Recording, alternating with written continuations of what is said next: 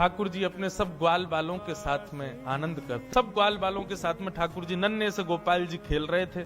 मधुमंगल, श्री दामा आदि ये सब तन सुखा, मन सुखा, धन सुखा, ये सब ठाकुर जी के सखा हैं।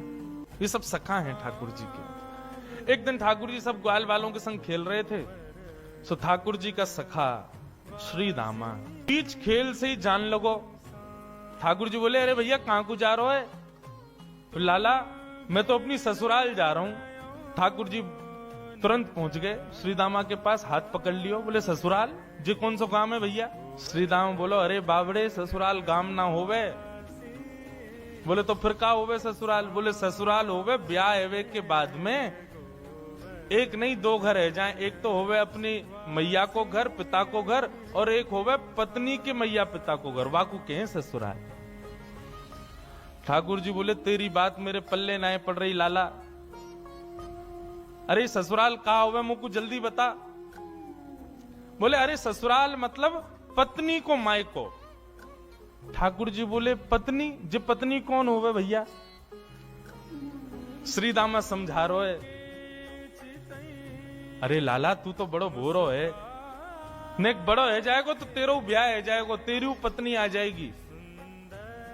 ठाकुर जी बोले, मेरी पत्नी आवेगी? बोले हम बे, तो फिर मेरो ससुराल कहां है?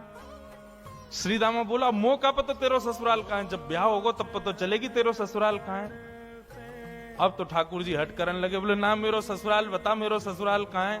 श्री दामा बोलो, अरे अपनी मैया से जाके पूछ ले, तेरी मैया बता देगी तेरो ससुराल कहां है। ठाकुर जी खेलते कूदते आज घर आए। यशोदा मैया रसोई घर में प्रसाद सिद्ध कर रही है।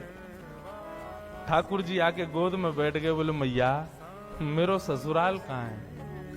अब तो जैसे ही मैया ने सुनी मेरो ससुराल कहां है, लाला बोल लो। मैया बोली, लाला ये कहां से सीख आयो? बोले, आज मैया मैं खेल रहे हो तो श्री दामा अपनी ससुराल गए हो, तो वो बोलो मैं ससुराल जा रहा हूं, तब से मेरे मन में आ रही मेरो ससुराल कहां है। मैया बोली, ससुराल लाला जब ब्याह है जाएगा तब आएगा ससुराल। बोले, जय श्री दामा कह रहा मेरो ब्याह कब होएगा मैया? बोले, अरे अभी तू बड़ो तो है जा लाला, तू पे मोह दोनों आवे ना, मैं खवाऊं तो खावे, मैं चलाऊं तो चले, मैं उठाऊं तो उठे, मैं नवाऊं तो नहावे। जब बालक बच्चे सब अपने आप अपने कामन को करन लगे तब उनको ब्याह कर दियो जाए, तब उनके काजे बहू आवे, तब ससुराल होवे। ठाकुर जी बोले, मैया मैं सब काम कर लूंगा अपने आप, तू मेरा ब्याह करा दे, और मेरे काजे बहू लिया। मैया बोली, नेक बड़ो तो है जा लाला, कहां ते लाऊं तेरे काजे बहू?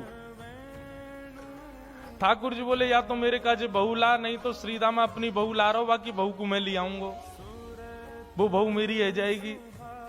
मैया जोर से हंसी, बोले, लाला तेरी बात ऐसी ऐसी बात बनावे, बैठो बैठो।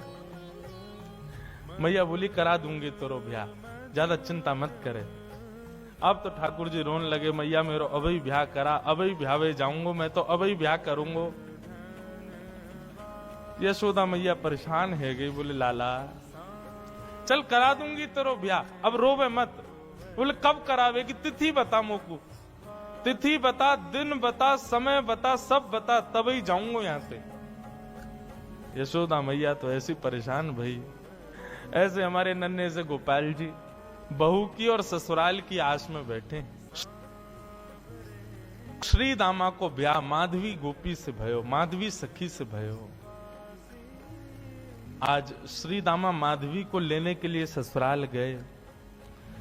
ससुराल से जैसे ही माधवी आने लगी, सो मैया ने पढ़ा दी माधवी, और पढ़ा लिखा करके भेजी। बोले, देख तू अपने ससुराल जा रही है, जमाई राजा लेवे आए, लेकिन ध्यान रखियो, याद रखियो, ससुराल में सबको सम्मान करियो, सबको आदर करियो, सबसे प्रेम से रहियो। मैया खूब सिखा पढ़ा के भेजी, लेकिन तेरे पति को एक सखा है, वाको नाम कृष्ण है, बस वहां से सावधान रहियो। क्यों मैया, वहां से सावधान क्यों रहूं मैं?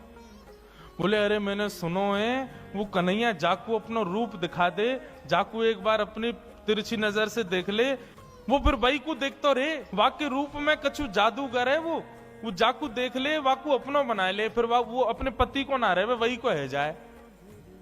माँ की बात सुन करके माधवी घबरा गई। बोले, ऐसो कैसो है कि पति छूट जाए वासे? बोली यही मारे मैं कह रही हूं तू सब कछु करियो, लेकिन तू मुझको वचन दे के जा, वाह कृष्ण को अपनो मुख मत दिखाइयो। चाहे तो को जीवन भर घूंघट करके रहना पड़े, लेकिन कृष्ण को मुख मत दिखाइयो। माधवी बोली मैया मैं वचन दे के जा रही हूं, वह कृष्ण को मुख नहीं दिखाऊंगी। श्री दामा माधवी को लेकर के ब्रज जा रहा है। श्री दामा पहले ही माधवी से चर्चा करते आ रहे हो रास्ता भर। सो श्रीदामा ने कही, बोली अरे सुन, ब्रज में अभी मैया मिलेगी, पिताजी मिलेंगे, सब मिलेंगे, सबके संग फिर बोलो मेरो एक सखा है कृष्ण, वाकू जब से मैंने बताई ससुराल के बारे में, ब्याह के बारे में, तब ते बड़ा उतावलो है, तो है सके वो तो उसे मिलवे आवे तो वाकू अपना मुख दिखाई दियो। माधवी ने जैसे ही कृष्ण को नाम सुनो, आधे रास्ता में ही घूंघट कर लियो। बोले वहां से ही तो बचवे के काजे मैया ने कही है, वाकू मुख नहीं दिखाऊंगी। जैसे ही वृंदावन पहुंची बैलगाड़ी, सखान ने जाके ठाकुर जी को बता दी, अरे लाला देख, श्रीदामा आगो, अपनी ससुराल से आगो, अपनी बहू लेके आयो है।